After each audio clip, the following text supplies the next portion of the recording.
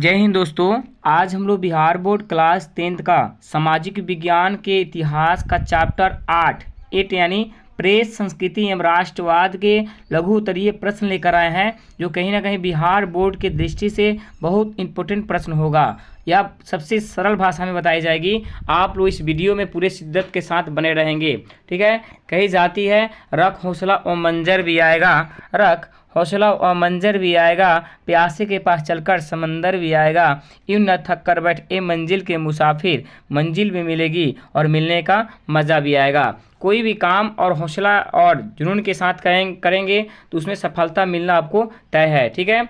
इसमें पहला क्वेश्चन होगा, छप्पा खाना यूरोप कैसे पहुंचा। थोड़ा चैप्टर के बारे में जानेंगे। चैप्टर का नाम है प्रेस संस्कृति एवं राष्ट्रवाद। प्रेस होता क्या है? तो प्रेस आपको उन पहलुओं से अवगत कराने का कार्य करता है जिन पहलू से आप अछूते हैं। दुनिया में तमाम घटनाओं को आप सुनने देखने के लिए देखते हैं, जो मोबाइल या रेडियो से सुनते हैं, ये कहीं ना कहीं ये प्रेस का ही कार्य है। दुनिया की तमाम घटनाओं को सेकंड भर में अब दिखाने का कार्य करता है, वो है प्रेस, ठीक है। और प्रेस ने संस्कृति एवं राष्ट्रवाद में अहम अपना योगदान दिया, ये बात याद रखेंगे।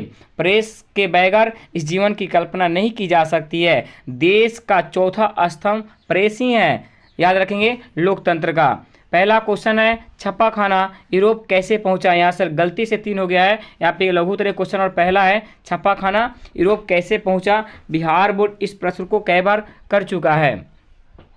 जानेंगे उत्तर में।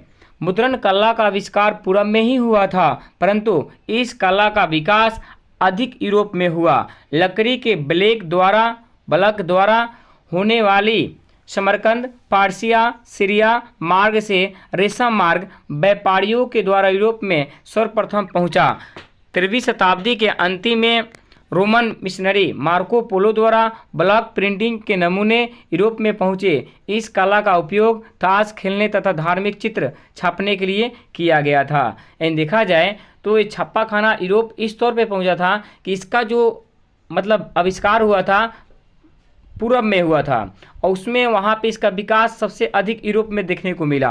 वहाँ लकड़ी ब्लॉक के द्वारा जितने भी मार्ग जैसे समरकंद, पारसिया, सीरिया मार्ग, इस मार्ग से व्यापारियों ने यूरोप में सबसे पहले लेकर पहुँचाया। और 13वीं शताब्दी के अंतिम में रोमन मिशनरी मार्को पोलो ने इसको लेकर यूरोप में पहुँच गया। इस प्रकार छप्पा खाना यूरोप पहुँचा, ठीक है, याद रखेंगे।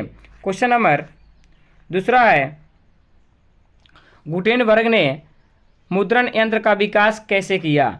तो गुटेनबर्ग की सब्जी मंदार तथा व्यवसाय घराने के व्यक्ति थे, जिनके घर बहुत पहले से तेल पेरने वाली मशीन थी। उसको देखते देखते ही मुद्रण कला के क्षेत्र में कुछ परिवर्तन चाहते थे, जिसके लिए कुछ चीज़ों का निर्माण की पुनः लोहे का प्लेट और कांट के सहारे एक नई मुद्रा कला को भी विकसित कर दिया। यानी देखा जाए तो गुटेनबर्ग का जन्म एक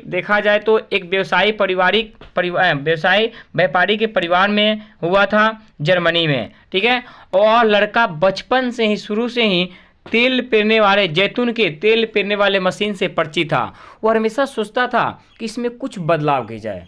तो बदलाव करने के लिए कुछ चीज़ें चाहिए, जो चीज़ उनके पास नहीं था, तो उस चीज़ का इन्होंने पहले निर्माण किया और निर्माण कर नया मुद्रण में विकास किया, नया परिवर्तन किया।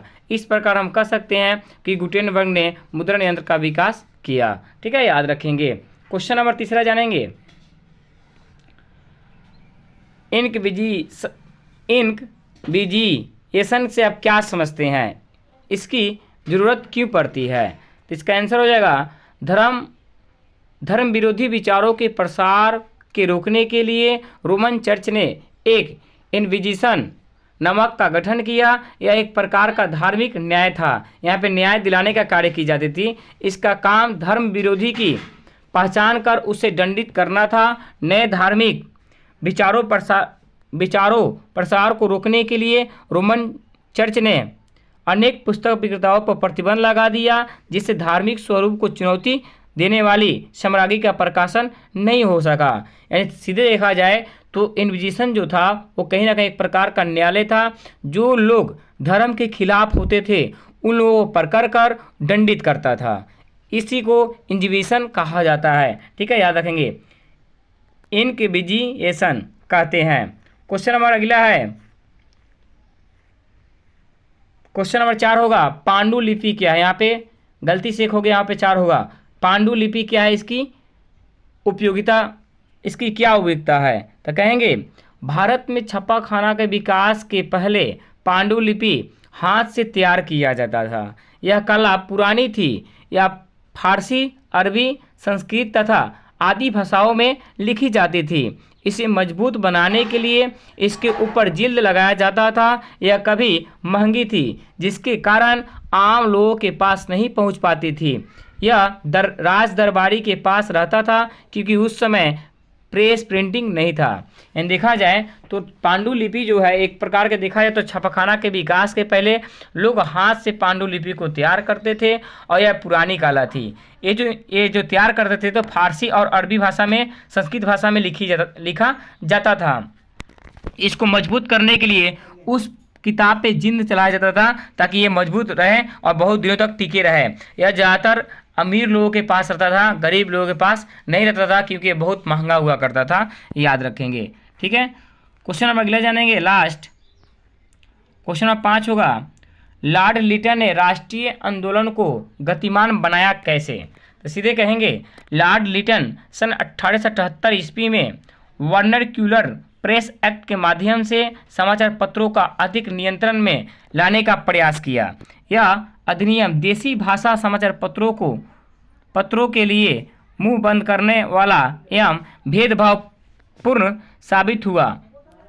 यह भारतीय समाचार पत्रों की भाषा और भावों को नियंत्रण करने में सफल रहा, परंतु लिटन की नीतियों को उग्र राष्ट्रवाद को जन्म दिया। लेकिन देखा जाए तो जो वर्नाक्यूलर प्रेस एक्ट था इसने 1878 में लाया था। इसमें जितने भी भारत के समाचार पत्र था उस पत्र के जो भी भाषा में छापी जाती थी उसको बंद कर दिया, उन्होंने प्रतिबंध लगाया, जिसके कारण बहुत लोगों की समस्या हुई। अब पूरे लोगों को मुंह बंद करने वाला ये देखा जाए तो अधिनियम था। पूरे जितने मीडिया वाला लोग था सबका मुंह बंद करने का कार्य किया लिटन साहब ने। तो इससे बहुत परेशानी हुई, बहुत सी समस्या हुई, कोई भी खबर नहीं बताई जाती थी। इस प्रकार इनका उग्र राष्ट्रवाद को इन्होंने जन्म देने का कार्य किया। कौन? तो लॉर्ड लिटन साहब। ठीक है, आप लोग इसको लिख लेंगे कॉपी में। ये कहीं ना कहीं बहुत अच्छा प्रश्न होगा, पेपर में छपने की पूरा संभावना रहेगी। धन्यवाद। जय हिंद, जय भारत।